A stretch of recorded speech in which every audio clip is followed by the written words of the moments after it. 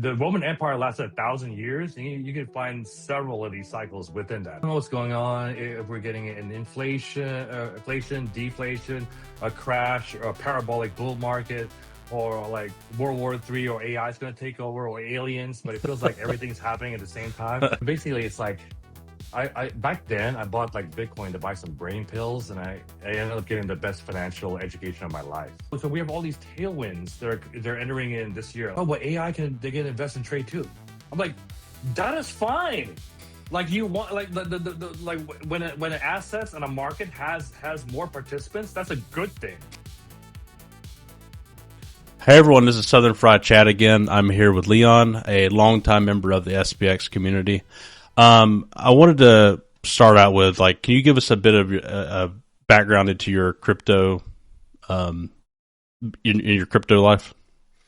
Yeah, 100%. So yeah, I've been in crypto for about 12 years now. Like I first got into it in 2013. That's when I first heard about Bitcoin.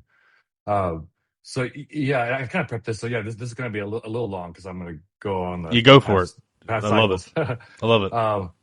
But basically, it's like I back then I bought like Bitcoin to buy some brain pills, and I ended up getting the best financial education of my life. So like, and this is like, so if I think back pre 2013, right? Like I was making good money as a software developer, but I was like terrible at it. Like I would go out to the clubs. Like I'd literally put $500 on a credit card just for new clothes, just to go clubbing that weekend, right? And it just ran up debt, and it was just like I didn't save anything. It was just terrible, right? I didn't have I never even thought of like investing or much less trading or other financial stuff, right? Sure. But yeah, so how I found out about Bitcoin back then was like the movie Limitless had come out, or came out earlier, and there was the pill you took, right? And it was like Yeah. you got powers, and there was an actual drug called modafinil or Provigil or something like that. It That's was something like that. actually that pill. So I found a website in India that was selling it. So he took either a wire transfer or Bitcoin. So I was like, well, I'm not doing a wire transfer to India. Okay, let me figure out how to get this Bitcoin token, whatever this is, right? Now, I can't remember where I first bought it, but it was like $87 for like one Wow. Bitcoin back then. Wow. Yeah. And I got it. The pill took like a month to get here or something like that. And then it actually worked. I was like, whoa, I was like super, super hyper focused. Um, and then so like 4 months later, I was like, okay, let me reorder, right? But then this time, the website, it was selling for Bitcoin. I remember it was like $127 for one Bitcoin. Right. So now I was like, wait, I didn't care about the pill anymore. And also, it was giving me crazy headaches and migraines too. So I was like, wait, what the hell is Bitcoin? Like, why did it go up in price, right? So that's why I was in Dallas at the time. So I found the Dallas Bitcoin meetup. And it was like 6 people, and I get there, and immediately they start like blasting me with questions and like telling me things and like visual money and da, da, da, da. I was like, whoa, I gotta learn what it is, right? And but they gave me some stuff to go read and listen and watch. And back then, like you literally could read and watch everything on Bitcoin back then. Right. Like now, Right. it's like it'd be hard to do that for like some random L2 DeFi farming app somewhere, right? It was just too much info. But like, yeah, I watched some Andreas Antonopoulos videos, and I was like, oh, this is interesting. It's kind of cool. And back then, it was like such an early, small community. Like kind of Right. like there's probably like 100,000 people plus like back then in Bitcoin. And what I think SPX is like 200K now. Yeah, something like that. Yeah. So, yeah. But like, and so back then it was an asset. I understood scarcity and like investing and seeing money grow. So I got a really fast, because traditionally there's the stock markets, but you get stocks. Okay, you're trying to get 10-20% a year. Sure. I mean, but back in the old days, we're kind of like in this new financial era, so things are a little bit different. But like, it's like, oh, that's too boring for me. I can't wait. But like Bitcoin compressed that education into a shorter period of time. It's like I was like, as I was investing and seeing that rise up and whatnot. I think like that first cycle, I just put like 2K in, and I invented like made 20K or something like that. Sure. But I got to meet like on camera like some OGs like Charlie Shrem and Eric Voorhees. Oh, wow. Nice. They're like building like little apps back then, or big apps. Wow. But yeah, I remember giving like I was giving Bitcoin to like hundreds of people who would come through the meetups. Like every time there's a meetup, there's always like somebody new, and hey, here's $1 in Bitcoin. Wow. Like Yeah. check it out. I would explain the whole Yeah. like why is email not money? Because you can copy it. Right. Yeah. Bitcoin's money because of these aspects, right? These characteristics Sure. that make it money. So and back then, I recall like yeah, it shot up at like it was like it did spike all the way up to $1,000, and then there was that crash, which scared me. I was like, oh shoot, like The did thousand, everybody yeah, die? $1,000 was in 2013, right? Yeah, Ish. yeah, yep, right into like 2013, 2014 time period. I remember that. I was in college, and I remember that's what put it on my radar. I didn't buy it then. But I did I Mhm. did go down the rabbit hole a little bit, and I was like, I was very busy with my thesis and writing and not thinking about it too much. But I was like, basically, I was just like, this is crazy. It's never going to be money, just whatever. But I didn't find it interesting. But anyway, sorry. Go Yeah, ahead.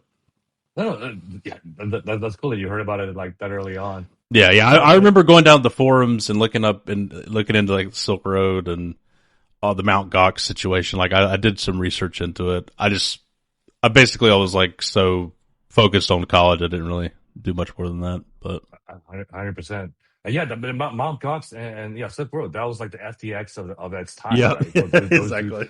There's another thing which, in my opinion, like people kind of forget about is like the market participants were they just wasn't that many of them. So Right. right, when you run out of buyers, everyone kind of turns into a seller kind of thing. But like that kind of added to it too. But Mount Gox was terrible. Silk Road obviously crushed a lot of that.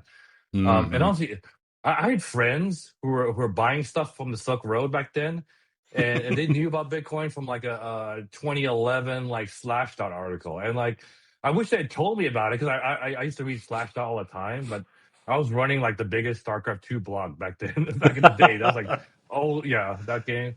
That's So hilarious. I missed that, Yeah, but was yeah, it? Wasn't that a big prize for Stark? Was it StarCraft 2? Where there was like a big prize that one of I don't know if it was StarCraft or one of the games that gave like a bunch of Bitcoin away for winning a tournament. oh, I remember back in the. it was StarCraft 1. Okay, I Yeah, do yeah, remember yeah. hearing that. It was like the first guy got like $500 or something, and then the worst guy got like 50 bitcoins Yeah, or something like that. I wonder if he held on. Probably not, but who knows? I hope so. I hope so. I hope it was Protoss too, because that was my main. Oh, But okay, gotcha. That's um, funny. but yes, that bear market that happened after that $1,000 crash, like 150. I legit that was the most scared like I'd ever been for Bitcoin ever, Sure. and obviously nothing even comes close. Like the current correction in Bitcoin, like this is nothing. This is a buying opportunity, Right. right? Right. But I legit thought like, oh, will something happen? And so people like they're mad. People are depressed. They're mad at the current like cycle, and it's like a lot of anxiety and depression out there. But they don't remember like what the 2014 2015 bear market was like. That was like the silent years. That was like the silent eras, Right. right? Because like no one was saying nothing anywhere. Like you just held your Bitcoin, you did buy a little bit. Like now, I mean, we're still having like crypto spaces, right, with 1,000 people in it. Yeah. We've got like crypto influencers like talking about geopolitics and having presidents on. It's like that's still going Yeah. on. Yeah, we have institutional stuff like happening, and national like sovereign wealth funds investing. There's stuff in AI which we can get to at the end. That's going to happen. And this is stuff like we could only dream about back in the 2013 era, right? Right. And I remember it was, I mean, it was featured on like the big CNBC and Fox News and that sort of thing, like very infrequently, just every now and again. It was usually like only when it spiked and like went crazy is when it was spoken about or when it was getting destroyed. And it was only like, I mean, if you were sort Mhm, of mhm. casually into finance, you might have heard it once a year, maybe from mainstream after 2013. And now, I mean, Mhm. if you watch mainstream news, you hear about Bitcoin like every day almost. It's Yeah, constant. So it's a joke to me that yeah. we're seeing the new Bitcoin is dead articles that people calling for it. I've heard Tulip Mania again. That old meme. It's just Oh, it's yeah, insanity. I can't believe yeah. they're still doing that. Yeah, I actually saw that pulled up in some communities. I mean, I'm like, are you kidding me? Someone actually pulled up two of us. That was actually, yeah. There's that, and like it's funny. Like the tether floods that's getting pulled up. Oh I was God, the like, Tetherfoot. That's yeah, always one. Ugh. yeah. Then now it's like, oh, Epstein FUD. That's a hot new FUD, right? I just it just I don't know. The Epstein Fund cracks me up. It's so insane. It's like attention seeking, right? So it's like they're leaning onto like what is the big topic of the day. And we are in a kind of an attention economy too. So, Yeah. but yeah, it's but so in 20 yeah that first bear market I experienced. I mean, there was a lot of negative news. Like people, you couldn't even say crypto or Bitcoin. You had to say blockchain. Like, and that was a risk. That was a risk, right? But like I said, right, I was terrible with money before, but like learning about Bitcoin, investing in it, holding it, trying to trade it, but not being so good back then. And so it gave me this education. So it like that allowed me to like think a lot longer term. So it's like, I'm just gonna buy a little bit of Bitcoin here and there throughout that period. It was like in the low hundreds or something like that. Okay, so then this is about 2017. So it's January 2017. I think Bitcoin's around $1,200 around that at that time, and I had a few Bitcoins. But I recall an ex-boss of mine, his server got hacked by Russians, and they had ransomware Mm. on it, and he talked them down from 2 Bitcoins to 1 Bitcoin. It's like $1,200. He bought on Coinbase, but there's a 7-day TradFi delay. So he was like, "Hey, Leon, I know you have some Bitcoin. Can I buy one from you?" So we met up. I was like, "Okay, yeah, I'll just charge you." It was like literally 1,200. I'll charge you 1,220. And you got it cash. And I figured like, okay, I'm just gonna buy it back next week, right? When it dips Oh again, right? God. Dude, it never dipped again. It started like $2,000 and it never like looked back ever. I call up my friend Joy. I said, "Dude, I'm never selling you any crypto ever again, dude." But so that was crazy. So I started like diving into like what was going on, and it was just like, yeah, this you get a new fresh cohort of people and younger investors getting into the space. And there's also like the Ethereum ICO that happened Hmm. like earlier too, right? And there's a lot of like things that were going to be happening that year. Um, I wasn't really sure what was like going on, but I just knew we need to start like increasing our size, right? And I remember I saw, I think somebody had like told me about Ethereum, but I didn't actually really notice it or deep dive into it till I saw it on Coinbase. It was like $8 to $10. So I started like buying a little bit of Ethereum, and I told my brother about it, so he was buying a bunch of it. And then this was like I remember like that spring Q1 or leaving Q1, like ETH was around like $40 to $50. Mm. And my brother had like 1,000 coins. He was like, dude, I sell this right now. I can do a big payment on my house, kind of thing.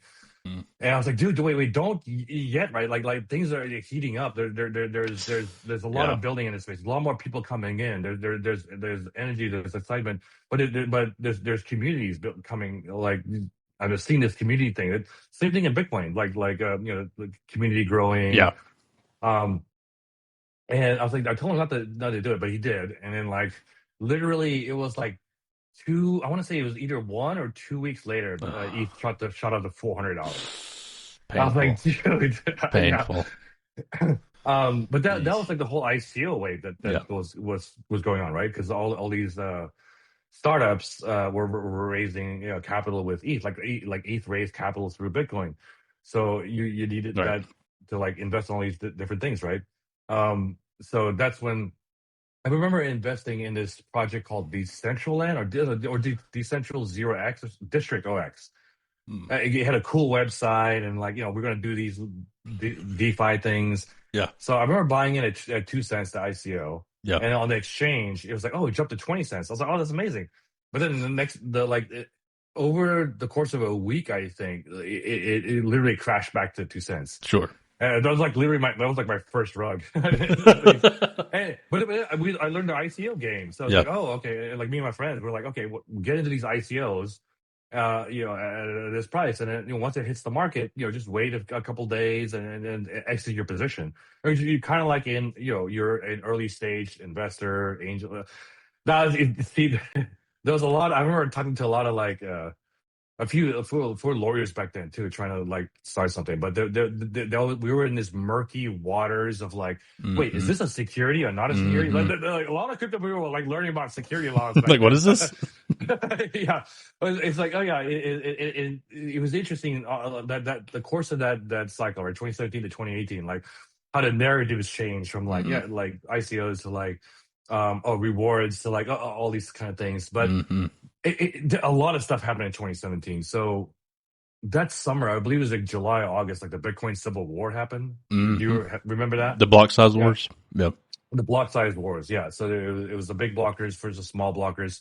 It just a little, hopefully a little bit here for listeners who don't know, but like basically, Bitcoin does a few transactions a second, because it's got 10-minute blocks, and the block space back there was like 1 megabyte. You could only fit a certain amount of transactions in that. So there was a side where of these hardcore Bitcoiners, Austrian economic guys and caps and whatnot. But they're like, hey, we want this to be actual money, and in order for it to be money, you have to be able to spend it. And obviously, there's competition with Ethereum, which is like 3 times, five Yeah. times faster, right? Right. And then there's other blockchains that are like newer but like faster. Mm-hmm. So that's where this war kind of split off from. And I was actually leaning on like the side of like, hey, let's upgrade Bitcoin, make it like 2 times bigger, right? I was kind of like on that side, You're on the Bitcoin Cash side. like I was actually on there was another side, which was Okay. like the Bitcoin company. There was the crypto company guys Okay. who were wanting to kind of like increase it a little bit, but then they didn't invite the devs. So then that didn't work at all because they didn't invite the people, basically the people who were Uh, maintaining it, to that little secret meeting. So that whole thing collapsed. I It wasn't wasn't. even aware of that. Okay. Interesting. Yeah. It was like this whole like people thinking about it as a corporate takeover, but it was just like the founders who were in crypto who were trying to like do this. But they should have done that. They should have like had this like meeting just them. They should have invited the devs and other people from the community, right? But that failed because of that. So then Bitcoin Cash became a thing, and they went crazy. Oh, let's go 8 times the size, right? Yeah. So that happened, and the split happened. I remember I sold my Bitcoin Cash immediately, like That was a good move. yeah, it just down like over. And then like right at the peak, there was another like right as there was like the bear market had started, and at the tip, right at the very end of the bear market, another Bitcoin Cash had its own civil war with Bitcoin SV, Yes. Oh my and it just God. crashed. The people who are still worship. What's his name? What's the guy's Oh, name? The leader. that Craig Wright. yeah, Craig that Wright. asshole. Yeah. Definitely not Satoshi. Yeah, But yeah, that guy. the BSB became his coin essentially, and Yeah. oh my God, there's still cultists in there. If you look up on YouTube, there's still people in it, which is insane, that but it's wild. that is insane. Like literally. Absolutely. That's insane. Like he's not even worth it googling. Like nobody like ignore Yeah, that person. yeah, definitely. Like but that's like this cycle in 2017. I got better at trading, flipping coins, but technical analysis too. So that 2018 cycle, there was this gigantic like 6 8 month like descending triangle, and right at the tip of that triangle was when Bitcoin Cash had that civil war with SV, and went from like 6,000 to 3,000. And I had exited like a little bit early. Sure. I didn't exit at the top, but I exited on the way down. Hmm. And I bought back Bitcoin around 3,000. And I remember buying Ethereum at 80 back then Nice. too. And again, it was just like, okay, well, now When did it get to in 2017? Like 1,200, 1,300, something like that? 1,400. 1,400. Yeah, it went up to 1,400. Crashed back down to 80. Damn. I bet that 80, shook some yeah. people out. Ooh. It shook.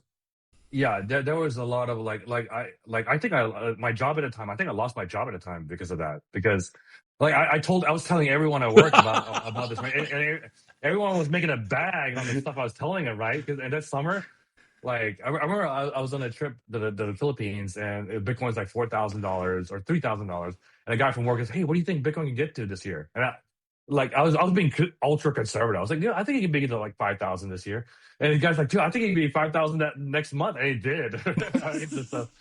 But yeah, I got my boss said, say, hey, stop talking about the crypto stuff. So okay, okay, okay. But then bear market happened and whatnot.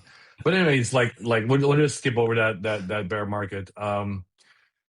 So coming to the cycle, I think most listeners here will know, which is like the 2020 2021 NFT cycle. Yeah, Like that was my craziest cycle.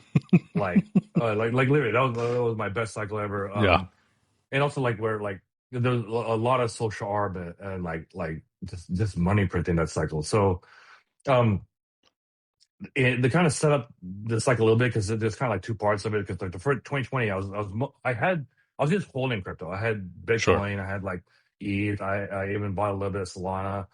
Just because Tolly was on Kevin Rowe's podcast, so I bought a little bit of Solana, um, and I was just holding it, and I had some stuff in like BlockFi, which was earning interest, and yeah, I'll Oh, tell that you was about a that. yeah. Yeah, I'll try to remember that story. But That's a whole nother so thing. Yeah, like I had a friend who was just trading options full time. He was just from his phone, just on Robinhood. I was like, "What is?" So I was like, "Dude, like, come here. It's January 1st, 2020. Like, show me options, right?" And basically he gave me little things. We were buying like the riskiest like contracts ever, like short time frame, like furthest away of the money. But we're buying on Tesla, and Tesla just kept mooning that year. Like it was insane. Yep. Um, it, so yeah, just as one story. And why 2020 was a pivotal year in the finance world. Why our financial world literally changed that year because of what happened with COVID and then the money printing. We were kind of coming in, we had this like, typical your 40-60 portfolios and Hmm. Vanguard ETFs and like the yeah those guys, but it's completely different now, and also reason why SPX is like the perfect asset for this kind of like era in finance. But anyways, so there were these contracts that I were buying that was like 1080 strike price February 28th, so like a month away, and $1,000 price. And to put things in perspective, Tesla was $400. So it's a super risky bet, right? So Hmm. I it's funny. I worked for the startup, and run by Chris Camillo, who's like this really big investor guy. His story, he turned like 20,000 into like 20 million or something like that. But anyways, he texted me saying, "Dude, this is crazy. You're gonna lose all your money." But Tesla, and I remember we're making lots of money on these contracts. We're doubling, 10xing our money. And I remember on that contract in particular, like I was making some money, but then like because we're buying these contracts like hundreds of contracts for like 15 cents, but you times that by 100, so like $15 a contract. It went up to 65, but then it crashed back down again after earnings. So it was like, oh, I just sold all of that. And this Tuesday is like burned in my mind because my friend, one of my friends messaged me, Leon, I wish we hadn't sold those 1080s. I was like, why? So I looked at that back, and like these contracts were 15 cents, right? Now these contracts were $65. Oh, So times 100, right? I was like, what? Like because literally big Tesla had gone from like 400 to like $900. So the volatility just and that drove was those calls that was way up. pre split, I assume. Yeah, Oh, right. yeah. Yeah. I'm trying to. Yeah, I think pre-split. Yeah, pre-split. Because now it's sitting at like 400. So I think Oh yeah, it's split several times since then. Since back when you're talking yeah. about. Yep. No, absolutely. I think a Tesla share from back then would probably be $5,000 right now, Yeah. or Yeah. That something like sounds about that. right. Yeah. Yep. Yep. But Sounds but about right. anyways, like that shook me because that would have been like a $40 million position there, and then like 30 minutes later it was Yeah. like 300,000, and 30 minutes later I was like, what the, like literally like I got into like a lot of options trading that year, and then COVID happened. So And COVID and happened. when COVID happened, and it dropped, and it was kind of scary, and um, but we were buying put options at that time, right? So basically, um, we're like anyone trading options back then, or stocks, like there's so many ways to make money, and yeah, in the stock market. But so I built up in that position back then. And I was in this community called Dumb Money. It's run by Chris Camillo, and we talk about social arb.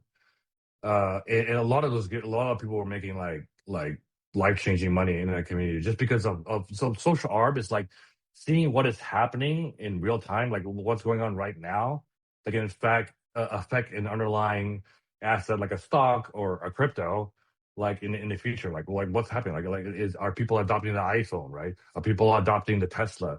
Are people buying Zoom prescriptions, subscriptions? Or Peloton subscriptions because you can't leave your house anymore. Like stuff like that Right. was what we're like, making money on. Is that when Eh, Chris got popular? Was that was he popular before then? So I know of Uh, him. I know of him, yeah, but I I I I think that's that was the year that really kind of like put him like he wrote a book out. He has the book out and whatnot. Has been in some interviews before, but I think that was a year where like the dumb money really blew up and like yeah. people knew who Chris Camillo is. Yeah. I'm still Does he do a podcast too? it's Dumb Money Okay. TV. It's not. It's there is a podcast. It kind of comes out infrequently, but there will be like an episode or two, Okay. a month. Yeah, Okay. but Yeah.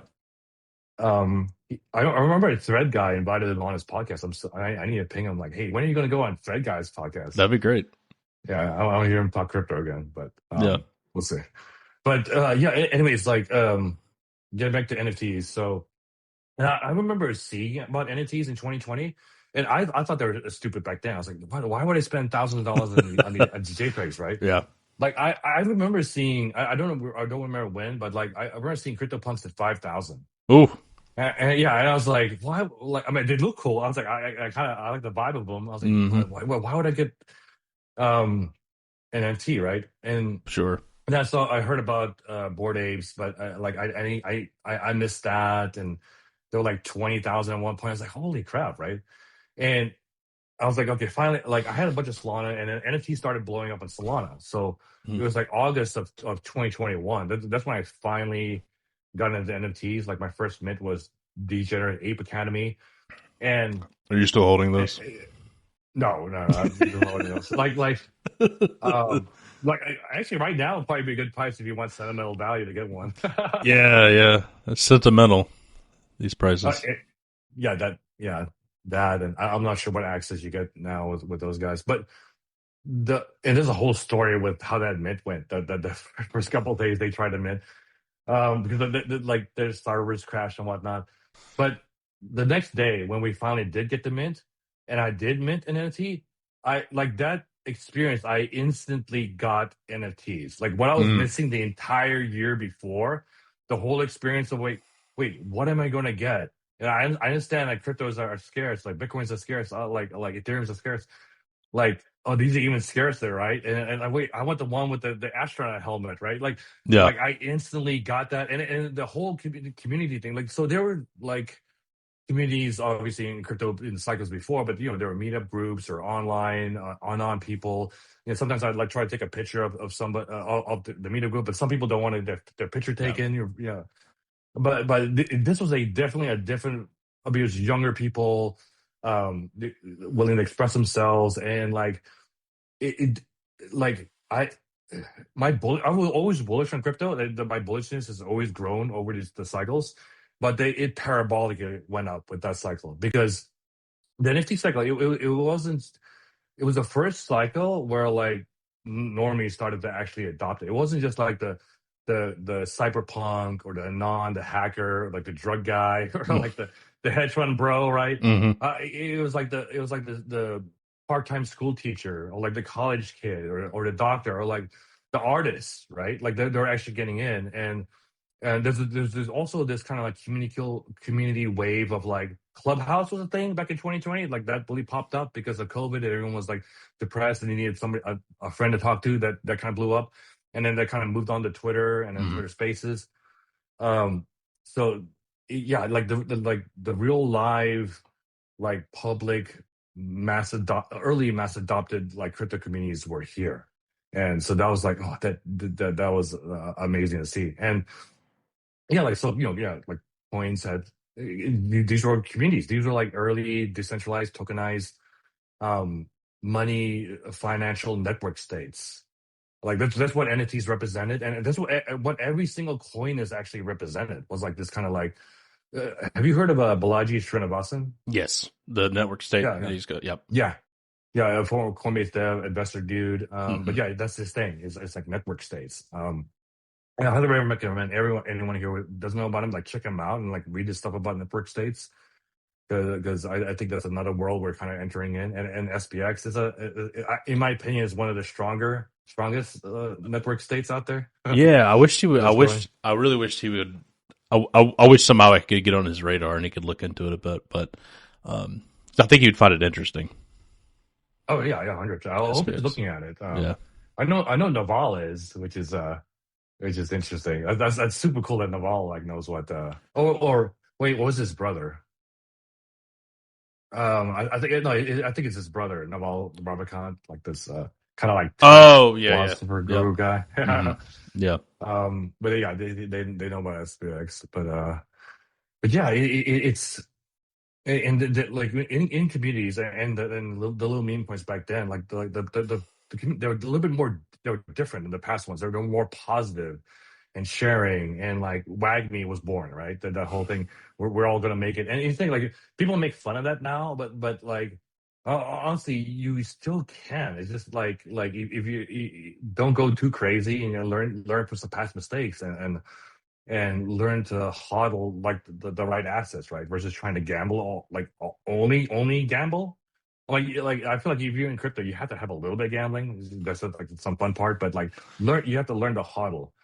Um, but yeah, okay, like getting back to SPX because this is the podcast about it. It's like yeah, to me, and I spoke this I guess pre camera, which like when you asked me like when did I get into Yeah. SPX? That was Yep. it was on Murad's Token 2049 talk in Singapore, Yep. that was September of 2024, and like watched that video and I instantly got his whole thesis on meme coins and SPX. I was like immediately, so I bought a starter position. I've been buying ever since. Um, I did try to trade it, and that was a lesson learned. Don't try to trade it. Just accumulate and hodl, right? Um, but like the only reason I picked it up was because I was like trying to find out what Murad had been up to. Like, Sure. and I brought this up before because Hmm. when I share videos about what is Bitcoin, somebody asked me that question. It used to be just like a couple of videos. Andreas Antonopoulos, what is Bitcoin? Wences Casares, History of Money. And then Murad's interview with Pompliano. Like, in my opinion, the best video of what is Bitcoin like ever made. So that's the Nice. video I share now. So I was like, wait, what happened to that guy, right? So I was hearing from some friends who knew the guy, like, oh, he's gone into meme coins now. I was like, what? And so then I found he was talking at 2049. So I watched that video. But yeah, he spells out like the thesis like more articulate than probably I could be, but like yeah, it's basically like GME 2.0 meets Bitcoin, like a meme with a mission, right? Yeah. And what was GME? It's like GME was like an out. There's a lot of like cultural like merging that's going on, right? Because it kind of like all started even with like back in 2008, the financial crisis, right? Like you had like the Occupy Wall Street, and so we have that legacy, right, of like whoa, like that kind of broke, and then like big banks got bailed out, and also that caused a little bit of inflation, which if you're an investor back then that was amazing for you too. But yeah, and then we had then COVID, we had an even bigger bailout, right, which again to save the economy, but and everyone's experiencing this in like hyper real time now because of social media and instantness, right? And um it's like you really like they're getting. I think like the whole world is now getting an education of like fiat money and Yeah. soft money versus hard money, right? It's like wait, like actually learning like why the dollar used to be pegged the goal and now it's not, Yeah. and then now we're entering like this kind of like new world where like why is gold rushing up, right? And when that's a whole other discussion we can get to, and why like Bitcoin's going to follow and whatnot. But I like that. Yep. yeah, what I see clearly is this evolution of Occupy Wall Street, GME, and SPX 6900. Right, there's quite some things in the middle and things from the outside coming in and feeding into that. Right, that's kind of like that's like the our cultural zeitgeist evolving over time. And other memes have kind of like come and gone. The like 99% of communities kind of like failed the test, right? So Right. Yeah. they're fleeting, they're short term, short sighted. Um, it's not really a mission. It might be a funny, cute little animal or something like that. Right. But it needs to plug what it needs that in that space that's going to succeed needs to plug into this movement that's coming. That's hey, it's the regular people realizing, hey, to protect oneself in this kind of environment, you need, like, as I love the words that Murad uses, like a pure asset Yeah. that companies, the grievances and pain and hope all in one into like this little asset called SPX now. Yeah. But yeah, go ahead. Yeah. No, yeah, I agree. I agree. I did want to mention the NFT thing. I noticed wearing a SMB, Solana Yeah. Monkey Business. Um, One quick question: do you own any Project Aeons? I'm just curious. Oh, I have not, but I probably will get one. I probably will get one. You should go under pretty cheap I, now. yeah. Oh, good, good. Yeah. I checked them out. I was like, uh, like because if I get one, it's like I want to rock one, right? But it was like I've been a monkey, and it's like I kind of don't want to. Like I had a red monkey before, but I wanted a green monkey because green for up. Yeah, So that's I've what. been kind of rocking that. Yeah. Yeah, I'm sorry. I'm just putting a little pressure on you. Gotcha. No, I'll eventually get one. It's just there's so much stuff I'm kind of like into right now, and like um I'm building some other stuff, and like honestly I'm trading options, investing a Are little you bit here and super there. plugged into Are you super plugged into the Solana ecosystem still? I was so I got really plugged in with the monkeys. Like the monkeys are amazing, by the way. Like definitely like hang out with them. But I met so many builders when those so many monkey builders, like it's like so many like are just building, and like all over the world too. Like that cycle I started, I went out and I lived out in Southeast Asia for a little bit of time, but I went to like a dozen Solana hacker houses like all over Oh the wow, world, like nice. different cities. Oh, I guess a little side tangent there. Like if you make it big in crypto, just kind of like think, okay, you got to have this bot in you that says, hey, be conservative, don't be aggressive. And all my friends, like I started being friends with like venture capitalists and whatnot, and like angel investors. Like, all right, let me do a little bit of angel investing, right? So I was going around, and I was doing one too many investments and too big a size for my size. I should have done that, and like 99% of those startups just failed, right? Hmm. Um, so yeah, be careful with it. And this was like in 2021. So I was going to these hiker houses, and I was talking to this guy who was building some protocol on Solana. I was like, oh, that's cool. Like okay, like how much to invest, right? Or how much have you raised? And everyone was saying we're oversubscribed and all this kind of stuff. That was the first time I learned that term. I was like, well, oversubscribed. But I knew what it meant. Like there was money pouring into like the startup. I mean, startups on Ethereum, Polygon, like Yeah. everyone, right? Were just raising and raising. And some were just like an idea, like alpha, like not even like launched yet, right? I was like, what in the heck? And I had an idea for a crypto portfolio app, which I launched. I mean, I was working on myself, but yeah, it was crazy. Like, I even like I invested in a couple of TradFi companies, right? Hmm. And I actually got to chatting with Balaji a little bit because I was a super fan of his stuff, so I liked some of his stuff and retweeted and some of his stuff, Nice. and we had chatted a little bit about something, but it was funny. Like there was this um female founder behind some crypto thing, and I saw that he was an investor in it too, so I kind of like asked if like what his thoughts were on her. He's like, yeah, he liked it. But anyways, like at least when the crypto companies failed, they had some excuse. Oh, like we messed up our whitelist or something like that, right? Or Yeah. didn't sell or like. but the TradFi people, that they ghosted me. They ghosted all the investors. I was like Just straight gone. ghosted. I'm Yeah. like, not even an excuse, like not even like hey, we like couldn't make, like, oh my Oopsie. goodness. Yeah, yeah. Yeah, at least the yeah. Oh, and also another thing, like don't invest in someone who's just a marketer. Like that Yeah. was one of my biggest mistakes. One of my first investments was in someone who was just a big marketer, and I saw like this PowerPoint. I was like, oh, here's the money, Yeah. and then come like NFT Miami, right? I'm like, we're going to this party. He's hosting it. The guy's renting out like 5 yachts, and we're all on it. I'm like, it, so now it was an amazing time back then, and I mean, it was a great party. There was a bunch of models on these boats, and we're meeting other founders and networking, right? So Mm. that kind of blunted the, like, did you just spend all my money into like one of these shots or something like that, right? But yeah, that was a big fail. You might have paid for a Um, big party. yeah, I think I did. Now, there are a couple of projects that I did invest in that's still around. I'll shout them out, like Sharkify. It's a working product, right? That you can lend NFTs, and earn a yield on it. The token, unfortunately, I mean, went down. There's a company, Chill Chat, that was like a metaverse play. I know the founder well, and they pivoted a few times. So he's a really smart investor. So he's pivoted a few times, but now they're going to be into like luxury watches now. Interesting. But yeah, it's okay. I've counted those as, like, I supported the founders I liked, right?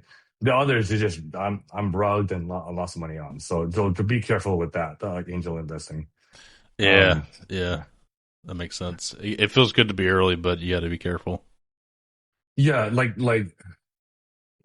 understand euphoria. Like if you've been through a few cycles now, you'll get a feel of euphoria. That's why a lot of us like miss. We had a big miss on last year, like because we were expecting euphoria. We, Yeah, we it we never know what came. euphoria. Yeah. Yeah, we know what euphoria feels like. We know what depressed, really quiet bear markets feel like too, right? Right. But yeah. Yeah. Yeah. So yeah, how did do you think we're in a traditional cycle this time, or do you just think or what do you think Yeah. cycle was? No, no. I think we're out of a traditional cycle. So a lot of people. So I feel like the community is kind of split on this. Like the OG Bitcoin guys, OG crypto guys. A lot of them think that the 4 year cycle is still intact because technically we did top last year, which but Right. I'm leaning on the side of the Raoul Paul side of like Bitcoin actually tracks the Bitcoin the liquidity and the business cycle more, which makes way more sense than some Magical. happening Yeah. Yeah. based on like Bitcoin blocks getting chopped in half, right? Like like the business cycle, because if you pull up the business cycle chart, and I'll send you a graph of this later, but like it when the business cycle is up in the US, it literally pings every single top. Like even going back to 2011, which I mean, like probably like 100,000 people, like I said back then, like you Yeah. could barely call it a cycle. It pinged that top 2013, Wow. 17, and then the double top in the NFT cycle. Wow. And so it's been depressed a lot longer because what um Rob Paul said, that they extended the debt maturity, and basically the liquidity has been kind of suppressed. And the U.S. business cycle has been in a recession for a year, but we're starting to get out of that now. Like if you follow the ISM charts now, and there's a group of people that do, like under 50 is like you're kind of like in decline, above 50 is in growth, right? So we were like like ranging in this 40 range, but kind of like trending upwards. And so like December was a depressing print because it actually went down the month before, like 47 point something, but it actually went up to 50 something in January. So we're waiting for the February print to come out, like in March, to see what the trend is. But that's a good sign. And also, I'm real like why I think that the top, or I don't know if it's going to be a top this year. Maybe it'll be top the top the next year. But I feel like this is going to be an expansion bull market this year, and we'll probably see more proof of that the second half of this year. But there are so many tailwinds for crypto. Like Yeah. people don't understand. Like like people who are bearish at me and and in our dumb money community too, they're like they're so down and like saying oh Rob Paul rugged this or Tom Lee rugged this. They're depressed and stuff, right? It's like, wait, you guys don't understand. Like you guys realize we actually when Trump got elected too, like the anti crypto army got defeated in U.S. politics. Yeah. We actually have a pro crypto, pro Bitcoin like admin. Like I like you guys not getting this? Like taking all the other tailwinds are coming. We have Bitcoin ETFs. We have Yeah, we always Ethereum, that was Solana. the dream. That was the dream. Hello there. Thank you for watching Persist Forever. Please take a moment to like, comment, and subscribe. Now back to the episode. Yeah, And we that was have the them. dream. Like Yeah, like a decade ago, right? yeah, Yeah, yeah. That was the dream. And we've got them all. We've got it all now. So yeah. And that Bitcoin ETF, the IBIT one, that was like the best performing ETF in ETF history. yeah, Like Bitcoin itself is like the best performing asset in human history, right? Or you know, to take over a long period of time. Um, but yeah, so we have all these tailwinds they're entering in this year. Like I know, like if you look at a chart, or you gotta kind of like it might make you emotional or whatnot, but like look at this as a buying opportunity yeah, and assets we like, right? So it's, you know, for me it's like Bitcoin, Solana, SPX. So like just keep accumulating because like what like we will experience that euphoria like from the NFT cycle, and I think it's going to be 10x, which is like going to be nuts. But we have liquidity rising in all countries because all governments have to print. Um, it's just to service the debt, just to service interest on their debt. You have to print more money. That's how the fiat system works. And there are a lot more people waking up, understanding how that actually works. And yeah. it's nuts because for years, like 2013, 2017, I was trying to tell coworkers about this, right? And no one was paying attention, right? Because you could roughly say that the economy and the financial world kind of like acted a little bit different then, right? You know, the inflation wasn't so crazy.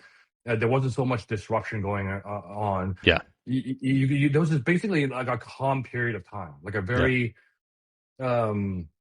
there's a saying, this Chinese saying, "May you live in interesting times," and that's actually a curse because you don't want to live in interesting times. You want to live in boring ass times. Like you're raising a family, you got grandkids. Yeah. It's like, well, you know, you're living right. Interesting times. That's civil wars. That's like famine. That's like chaos happens, right? Um, That's true. so getting back to this thread that kind of like mentioned, which was like the whole movement of like what Occupy Wall Street was, and it became, you know, a GME, Yeah. and now it's like in SPX, like it's still early days, I think, but it's like super early days in SPX. Like this is all a kind of like like a result of like late stage capitalism, Yep. and we're entering like the fourth turning. Um, And all the companies are just a dog and pony show too. I mean, it's all fiat pageantry, oh even in the traditional yeah, assets. So, yeah. and like, Tesla's trading at a 300p, Palantir's trading at, I think, 1,000p for a minute or whatever it was. I mean, like, I'm not saying they're Yeah. not growing companies, but nothing is based on fundamentals anymore. No, absolutely not. There are investors who are trying to build models on fundamentals and P ratio. I'm like, what are you guys doing? There's We're in a none of this. completely different world. Yeah. You're almost better like investing on vibes, dude, versus fundamentals. Yeah. But It's definitely true. yeah. So we're experiencing this transition in the world mainly because of I mean, there's a lot of factors. By the way, that stock thing you brought up, like we can almost go down another rabbit hole there because you've got a lot of people in the U.S. who are retiring and they depend on pensions and retirements. So that's another reason to keep these companies up high, right? Oh yeah. Like, Yeah. I agree. Tesla's an amazing company. I think it's like going to be one of the best companies in the world. But Right. yeah, all this kind of stuff, right? But But when you're an yeah, investor in Tesla, you do have some things to like say, oh, look what they're doing. But in reality, you're just investing in the vision, what they're bringing, yeah, what's coming, Elon, the whole.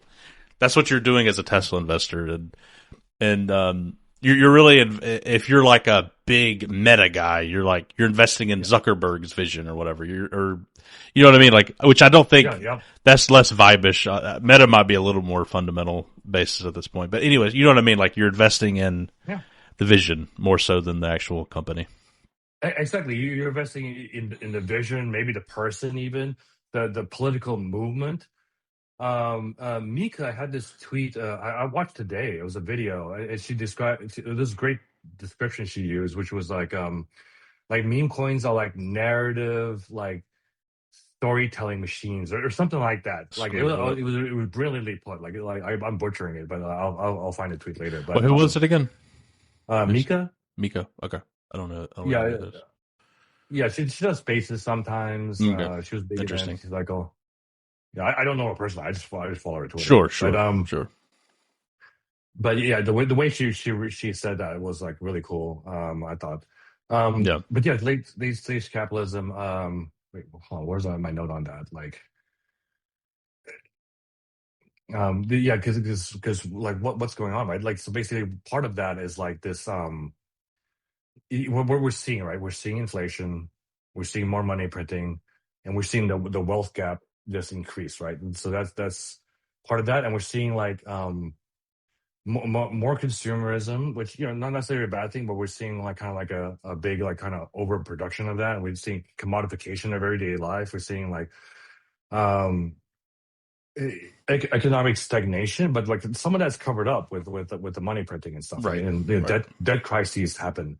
A lot of elite corruption goes on, and so you have elite corruption kind of happen in these kind of like stages in a cycle. But now we're in this connected world, so you get everyone seeing that instantly, right? It's weird. Yeah. And so that's kind of like exacerbating like the problem even more so.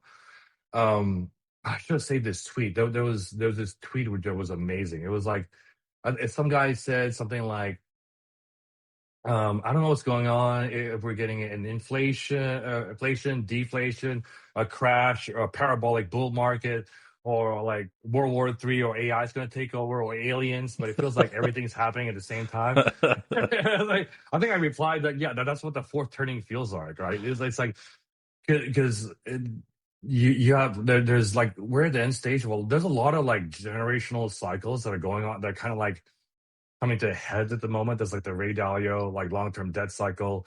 There's an 80 year like cycle, kind of like you can kind of see it in the US. And actually the fourth turning is like a cycle too. It kind of follows like these 20-year kind of blimps. There's basically like an adult's life, right? Before our next stage of life. I think like in the fourth turning, there's like, Sure. young adult, and then it goes into like midlife and then elder years, right? And it goes from like spring, which is like the birth and everything is amazing, right? That's kind of like the story of, like if you put in a person, right? They're rising, and then they're an adult, they're building, and they're getting more wealthy, and then midlife, you got a family and whatnot, and then your elder life, right? Is you're getting ready for a transition. And you could kind of apply that to civilizations and societies as well, right? Like all empires like rise and fall over time, right? I mean, the people stay, but we experience these long cycles, right? So like,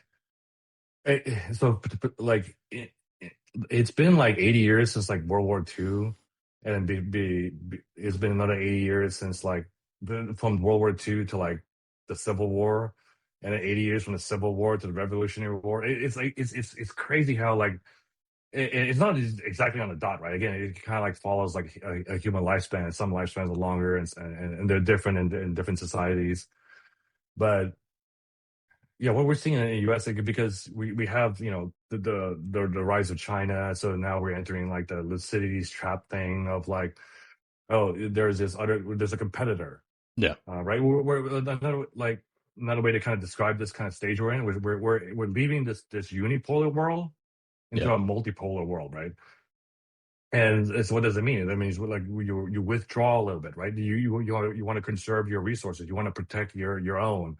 So it's and what we're seeing in the world right now. Like we're seeing like the sovereign nations kind of like defending implementing their own Monroe Doctrine. So the Monroe Doctrine is like I'm going to control this hemisphere. All the other powers, you're not allowed in here. We're going to have a war. Right. That's what the Monroe did, right? He went. The basically said we own North America and South America. That's what the, Right. and Right. then Hawaii and the Philippines for a little bit. Um, so that's what we're seeing, like that's going on in Eastern Europe and in Asia. Like this Monroe Doctrine is happening out. Like I mean, the China is like, Venezuela yeah, thing recently with Trump definitely, yeah, I think, proves that. oh Because yeah, that was like, what happened? It's, yeah, you know? yeah. Yeah, absolutely. It got nothing to do with drugs. Yeah. Yeah, There's it's got always nothing to been do with drugs. fentanyl, Yeah. guys. Yeah. Yeah, no. Yeah, there was a thing in Venezuela and there was a thing in Panama that happened. It was all Oh, about yeah, that's keeping true. China. Yep. Yeah, Yeah. Yep. both of that is keeping China out. Yep. That's what that's about. And the 9 dash line that China has, right? The South China Sea. That's about it's about saying that this is ours and keeping the U.S. out. So that's that version, right? And then Sure. Ukraine's Russia's version. Yeah. Right. And there's also when I said sovereign countries, there's only like 4 sovereign countries in the world, in my opinion. What are those in your opinion? Yeah, so that's the U.S., Russia, China, and India. Okay. And Interesting. some people will like this the fit in a fifth one in there, but like I'll just stick with those big ones for now. What's the fifth But one? so, What's the fifth one? As some people oh, say. some people say Israel. Oh, Yeah, gotcha. yeah. Gotcha. So Sure. so what I mean by this explanation of sovereign means like you actually control your foreign policy Right. and your internal policy, right? Like you don't have a foreign nation's military base in your country. Like Germany and Japan are basically still U.S. colonies because there are tens of thousands of troops and multiple bases in those countries, right? Yeah, Um, pretty much. yeah, and I've had debates with people in our Discord too about this. Like people still think, oh yeah, when it was allies and the rules based order, the rules based order. That like if you peel back the layers on that, that's U.S. empire. Yeah. It's like we set the rules. But Like it but those but are our it rules. looked Yeah, nice. It yeah, looked nicer. It looked yeah. nicer on Exactly. paper. That's all it was. 100%. Everyone's bombed out and destroyed after World War II. Like the U.S. became the richest country. We funded. We had to give debt to everyone. Everyone owed us. Yeah, and those are the rules we set. We created UN, NATO, like all of the WEF, like all this kind of stuff, right? Like that. Right. Those are our orders, and that's the old order that's faltering right now. And loss of trade, trust in institutions, and a lot of fraud that's coming out is not helping with that too. And that's another like late stage capitalism thing. Um, I was going to keep going yeah. But yeah, so when people say allies and stuff, so there's a spectrum, right? It's you have people who are or countries, nations that are within your sphere of influence, and then it goes all the way down to puppet state, Yeah. like Right. puppet state bitch, like you do what I tell you to do. Like, Yes. that's the spectrum of the Yes. non-sovereign countries in the world, and Yep. people should kind of get to understand that. Now, you know, some of these places like you can get a better life of living, and you can get cheaper and stuff like that, and like there's some geopolitical arbitrage there. Um, so like I wanted to bring this kind of stuff up because there's ways to survive this kind of transition in in civilization, right? It's because this has happened multiple times before. Like you go to the Roman Empire lasted 1,000 years, and you can find several of these cycles within that, right? Right. Yeah, so like, and it happened multiple times because when it was an empire, when it was a republic, and it all goes with like over expansion, and then how they printed. You had to make more coins, and the amount of silver and gold in coins started getting less and less and less over time, right? And then you had the elite corruption go up and up and up, and then you had foreign wars like spread, and you can't pay for those anymore. But how to protect yourself in that kind of environment as an individual, as a family, as a community. It's like it's the people that did the best are the people who own the right assets, hard assets. So back in the day, that was gold and land, right? And I would say also the ability to move, the ability to really relocate to a different location, but that often required a little bit of gold or silver, Sure. right? So Sure. um and that's what we needed this kind of world we're entering, right? It's like we're only going to see the stock market go up and up and up, and we're not it's never, people are expecting like some crazy like like multi-year bear market in stocks. That's never going to happen. Like we're going to have like crazy corrections for sure in the stock market.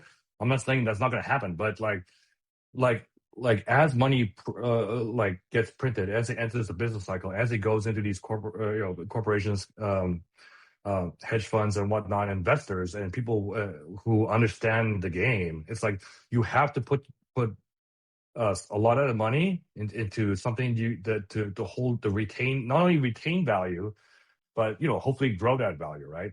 Right. That obviously that's Bitcoin, that's digital gold, and that's where I see a lot of that's going to be funding into SPX too. That's kind of like the organic like people's kind of like reserve, as Yeah, I you like could that. put.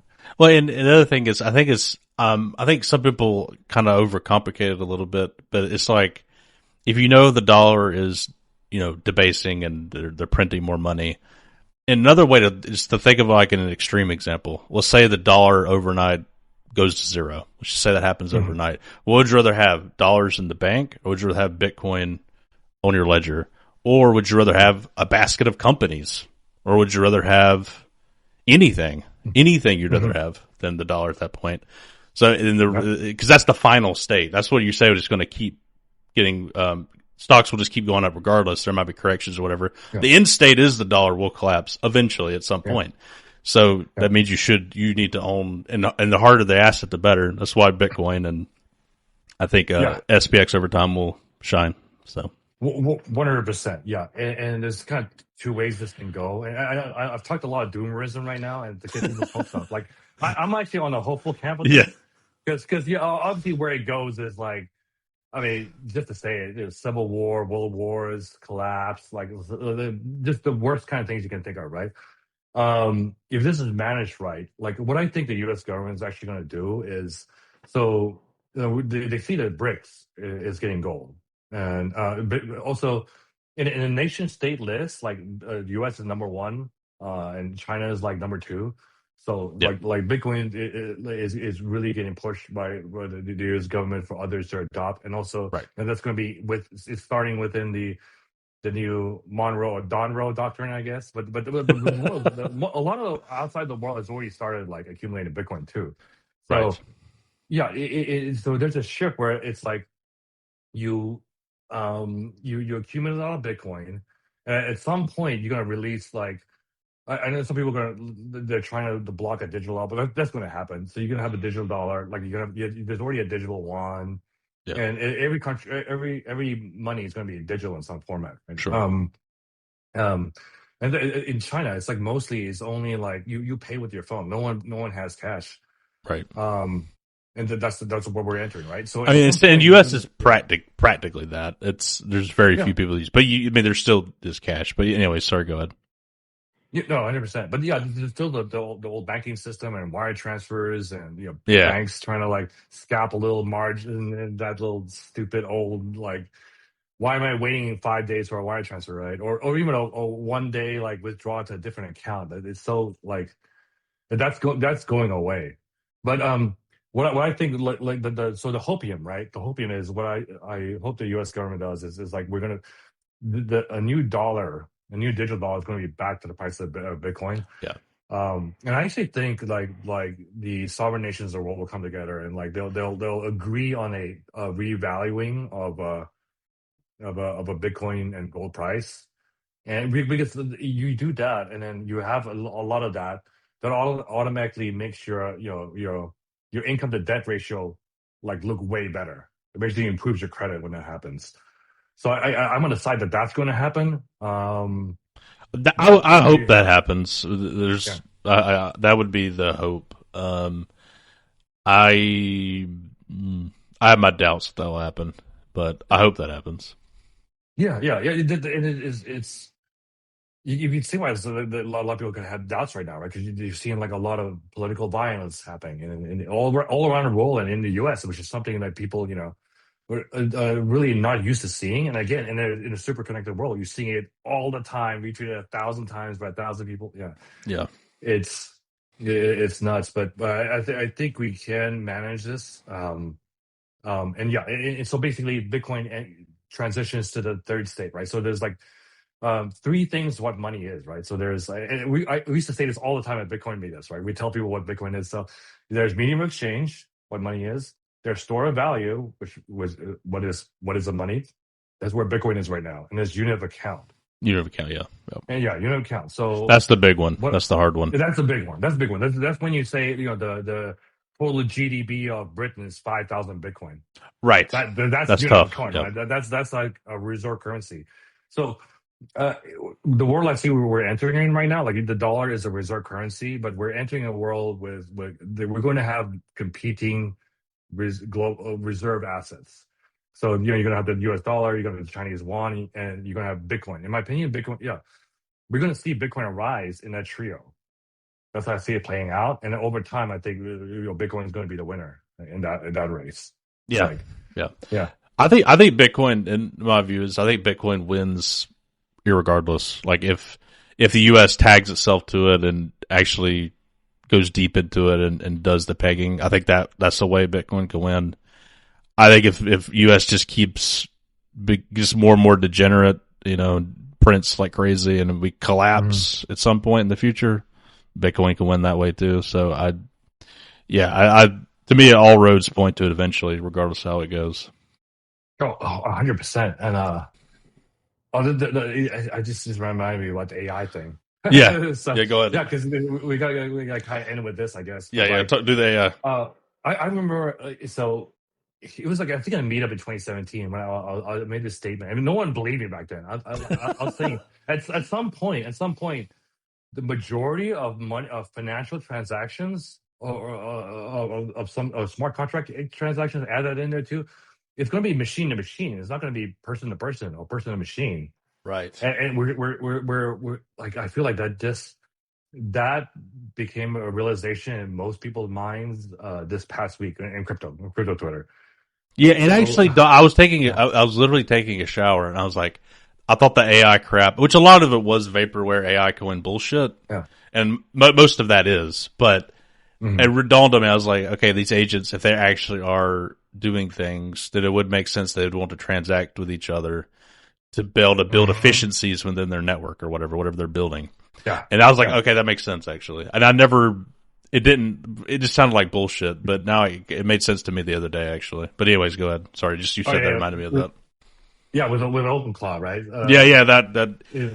I still have questions about that. It still seems a little sci-fi at the moment, but if that really does turn out like it's stated, and it seems to be. So, anyways, go ahead. Some parts of it are overblown, but some parts are like actually magical. So, and real quick on the AI and investing in money thing, like I recall I was having this conversation like in my gaming community, and like there's a young kid in Germany. I feel like a lot of young people, or some of them are like, they call AI clankers and stuff, and they're very like Luddite. And when I was trying to tell them, as an older person trying to tell a kid, like, hey, be an investor, right? Like, you got to be an investor. And it's like, oh, but AI they can invest and trade too. I'm like, that is fine. Like, you want, like, the like when an assets and a market has more participants, that's a good thing. That's a good thing. It's like true. You want AI owning scarce assets. You want to like. If you're in a trading game, like, and you do the high frequency game, okay, maybe that's a competition. But if you're an investor, that's gonna play out really well. That's a very good way to. That hit me too. I was like, okay, this actually is that hit me as well. Yeah, it increases demand for the underlying assets, which makes sense. But and all these scarce, limited supply assets that cannot be copied, cannot be printed. But so real quick, my story. So this is Wednesday, by the way. Last week, I saw this tweet about OpenClaude, and I heard about agentic AIs before, but the first time I saw a video, like a guy who had he spun up 8 versions of it, right? Yeah. And they're going out and they're like applying for AI jobs, and some of them were getting jobs, and so I was like, oh, that's cool, like a passive income kind of thing, and they were kind of competing against each other. And then I saw somebody who had taken it and made a crypto bot. And I was like, oh, and in my head, I was like, oh, wait, hold on. If I get this bot, make it start trading, and I could spin up like a dozen versions of itself, all have it compete. Yeah, The worst ones get deleted, and the best ones get rewarded with more resources and tokens and whatnot. So that was Wednesday night, and then Thursday I started like actually doing it. So I like trying it out, right? So I got a DigitalOcean server. Um, I got in Singapore because I was already trying to think about geo blocking with mm, some DeFi sites, right? sure, And I was working with Claude on this, like help me do this and stuff like that, and got OpenClaude installed, and I hooked it up to a Discord bot so I could talk to it. sure. And so one cool aha moment for me was like there was a config error and Claude found it and they recommended, hey, go into the terminal and go nano in and like change the config. I was going to do that, but I was like, well, hold on, the bot OpenClaude is on the server, and I pasted it to it. Hey, can you fix your config? And it said, oh, done, and it did it. That's I was like, amazing. oh, it fixes its own. Yeah, like yeah, Yeah, that's we've wild. all heard that, right? Yeah, But experiencing it, just like the Degen 8 net, when you actually do it, right? yeah, When you buy your first SPX coin, you go to your first meetup or something like yeah. that. There you go. It's like Yeah. you have to have that experience which grounds it in you, you know. It's So same for it's some people. Sorry, go ahead and finish your thought. And yeah, I'll follow up. no. Well, I was gonna say some people even have that haven't got to the Chat GPT LLM moment Mm. yet. Some people are totally avoiding that, like just to simply ask it something. And yeah, right. Some people are avoiding that. They haven't had that moment yet. And I had that moment at the end of 2022. Immediately, I was like, "This is amazing." And I kind of felt like, okay, this is where it's going to go over time. It's not the greatest right now, but it'll get better. And that's kind of proven out. And then I think it's the same thing with like video generation, photo generation, any of that stuff. Until you experience it, you're kind of like a naysayer. But anyways, sorry, just a side point. Some people haven't even made that Oh, first step with ChatGPT yet. yeah, and Regular that's a folks. very profound moment, right? Yeah. Yeah. Well, it's like the I was Google moment. I remember when I was a kid and discovered Google, I was like, holy fuck, I can just look up stuff and like all this information is right at my fingertips. Or YouTube. That was a big one too. But anyways, go ahead. yeah, 100%. Yeah, it's similar to like the iPhone moment, and the first time I drove in a Tesla, I was like, "Oh my god, all our cars are dumb." Like I'm in an actual Star Trek shuttle right now. Yeah. Um, and also iPhone, like we should have been clear back then, which was like oh wait, well, I was thinking, oh, battery life, like you're gonna have color screen, no buttons, and like Yeah. it's so It's like, stupid. You right. actually have to experience it. Yeah, it is amazing. Teslas are amazing. Yep. um, but yeah, so then I spent the weekend kind of like, hey, I totally wanted to do. I basically vibe coded all weekend, and had this thing like create like scripts and monitors and all this kind of stuff. And literally, I was trading on Hyperliquid and Polymarket and Drift like in a day. And it made its first trade was a profit, like 79 cents. But I was like, oh, your first trade is a win. Like remember that, you know. And there's this That's big so poly crazy. market like arb trade that's going on right now. But yeah, so like it was crazy because I was seeing it like write code. It would say, oh, ran into some problem on somebody else's API, so then it would make a workaround to get around that. And then another aha moment was like, so Singapore was geo-blocked by Polymarket. I didn't Google, I didn't chat GPT to find that out. So that's a mistake on my part. But the bot would be when you tried to first work on Polymarket, it was like, Singapore is geo-blocked. And so but then without even me telling it, it started like simulating trading on the Simmer website. I didn't even know about the Simmer app. So I started simulating like it's trading on these prediction markets on this other app. It was making some wins. I was like, oh, that's cool. Wait, let's get some real money on here, right? So, but in order to do that, so you need a VPN in order to access Polymarket in the US and Singapore. So like the one step was like, okay, you go to the server, you install a VPN on the server, right? And I was going to like type it to go do that. But then he told me, hey, just open up a $4 like Amsterdam server, which is right next to the Polymarket servers, and we could tunnel in. I was like, oh, like that's a 10x engineer like thinking right there, right? That's Yeah, amazing. that was brilliant, right? And like, yeah, I did full stack dev stuff, before. And it's like I like with Claude and OpenClaude, which I call Senti now. I gave it a name and everything, but it helped me through just in a couple of prompts, like how to do a server migration, which I'd never done before. So Wow. I was able to, because I was worried. I don't want to lose context and memory of Senti, right? Of all the little chats we've had. So we're able to like, Dockerize it, tar it up, and then move it over to New York, and there we go. It lives in New York. I got the context back. Um, but yeah, and so it's just a lot of eye-opening moments with this stuff, and and how the people already like you have like a CEO bot that talks to the delegator, and you can talk to all these other bots to do other things for you, for content creations, for running a business. They're like we're only seeing the tip of like the ideas that are going to happen on this, but in the end, all these AIs are eventually it's not like, they're going to be all spending crypto to Yeah. pay for services with each other, right? They're not going to wait on bank transfers and stuff like that, or like right Right. now. Right. Oh, Right. and Right. here's like a little stratified money story with AI spending right now.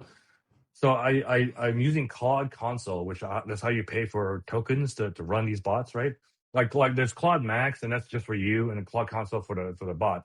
So I put $50 in there, and I don't know how many tokens that is, but I remember one day I burnt through that, and then the next day I had to refill it, and then I burnt through that out in a couple of hours. I was like, what the heck? So I had to refill it again, and I was checking my burn rate. I was like, hold on, this is gonna be like $200-$300 a day in tokens, and it hit me. I was like, dang it. When all those people were going out and buying Mac Minis like Wednesday when I heard about it, or like a month ago when they were actually following AI and were smart about this, like that's why people are buying all these hardware up, because you can run open source local models on there and you don't have to pay a thing. Right. Now Claude you still have to pay for if you want Claude, but like that's a separate thing. But so now I got into like I want to plan out this whole like architecture, right? And I just described it with Claude and it spit out some diagrams of how I can have like different servers and different like models working with each other. But anyways, that's like maybe I'm going a little too deep into this now. No, But no, you're good. You're good. it's really cool, and I think like you don't have to be like a dev or have any dev experience. Like you go to Claude and ask it what to do. Like what is a terminal? Don't do this on a Windows machine. Only do it on a Mac or Linux. That's my one thing. Um, but it will tell you how to do it. Right. Yeah, it's not that hard. It's literally you're just prompting all this stuff into existence. And I learned recently too from this Lex Friedman interview with the founder of OpenClaude. Like apparently, vibe coding is a slur. It's supposed to be agentic engineering. Sounds better.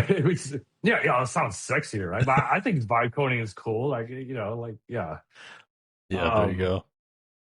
but yeah, That's I funny. say experiment with it. Just try it out, right? Try to have a bot do something. Or you can be your AI girlfriend or boyfriend or whatever, right? Or like therapist, right? An AI therapist for you.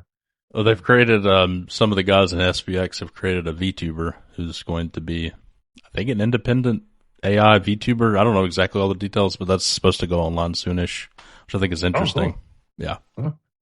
I don't know. I don't know how it would. I know there's probably ways to make, like if I wanted to make my content creation faster. I just don't know if I don't know. I don't mind doing it. You know what I mean? So I don't know. I don't know how I could apply it to my life yet, but I do see. It'll be interesting to see when it gets like to really like using the agents and stuff really is used by consumers, because I feel like it's got to be in a Mhm. consumer format, and it's definitely not that way yet. So it'll be interesting to see to me if Well, 100%. you Yeah. know you see And, do you see what I mean? yeah. Yeah. No, 100%. It's like, I think that's going to come, right? We're Yeah, basically going to have that Westworld world where you just tell your house, like, hey, can you book this appointment with. right. It'd be like Alexa and Siri, but like 1,000 times better. Yeah, actually, what you think Alexa and Siri, when you first thought of it, as like, oh, but no, Yeah. but yeah, actually No. do those things. Right? Yeah, I don't think they're. I mean, it'll just be. I want a pizza. What's the best? Give me options. Here's the options. Okay, do the thing. Pizza will come. Do you know what I mean? You don't have to open up any apps or anything. It'd probably just be like you tell it to do the thing and it does it. Yeah. You know what I Yeah. mean? So No, 100%. yeah, And that. eventually, What was that again? I was gonna say eventually we're gonna have like thought interfaces, and then you just think, oh, like you know what, I feel like pizza today, and then all of a sudden pizza. Oh, yeah, we're going down too much of a rabbit hole here, That's but yeah, funny. But yeah, I think it all comes back to SPX as being yeah, a big winner of all this, is because the typical profit motives, fundamental thing is all broken down now, and it's all belief. And Yeah. I think SPX is positioned for that. 100%. Like SPX is, like I said, is capturing this movement that's been going on over the years now, and it's like a pure like human asset, right? Like I haven't seen a coin where like you have like so many people from a wide range. It's not just like crypto influencers or like penny coin traders. It's like like real people, like doctors to like artists and like Yeah. people like you. Like it's like it's there's a lot going on. So yeah, definitely check out SPX. Um, yeah, that's actually my biggest liquid position right now. So yeah, Damn, I'm awesome. just buying a little bit here and there. So Awesome. I've got Bitcoin in my IRA, but so I'm good there on Bitcoin. Yeah, there you go. There you go. Did you have any final thoughts? Yeah, stop trading and start believing, everyone. Rewatch that Murad video, and play with AI, the AI agentic bots a little bit. I mean, just have a little fun. Yeah, Yeah, if you're into it, you definitely should. And if you haven't used ChatGPT or any of it, you should at least try that out too. Some people haven't done that yet, so yeah, try that first. That. Yeah, at least try that. That's not so too hard. better than trying to Google something, right? Oh God, It's yeah. like if you're stuck in a game, like how do I beat? Like don't. Google, Oh yeah, I grok it a lot of times, and just like I was playing Elden Ring the other day, and I was like, oh, what do I do? Oh, thanks, and it gave me the links and everything. I'm like, okay, thank you. It'll tell you how to do, where to find it, exactly what you want. It's like, well, it's interesting because I mean I grew up and Google was like, holy crap, there's all this information, you can just look it up and it's amazing. And I remember thinking like I would compare that to people going to the library to search for information. I'm like, oh, look how awesome we are. And now I think about Google searching. That's a pain in the ass now to me. So, but before, you know what I mean? Like it's like weird how that's now it's like Googling is annoying. Looking through search results is annoying. And I would have laughed at myself, back then if I thought that. right. The whole thing of just last thing, we go back to that moment in time. We're like, oh, I can search anything on the web. Yeah, it's crazy. Now the experience is like you're searching through so much stuff. You're not sure what's right or what you need, Right. and then like different opinions. No, it's just tell me the exact thing I need, or do the exact thing I need right now. It's like that shift. It's like it's the experience. Yes, it is definitely cool. And yeah, I could talk about AI for a while, but we'll have to have you back on at some point. And we'll talk about these topics again. Cool. Well, it was great spending time with you. Yeah, I appreciate you coming on. I'll leave a link to Leon's X account below. Please like, comment, and subscribe. Until next time, persist forever.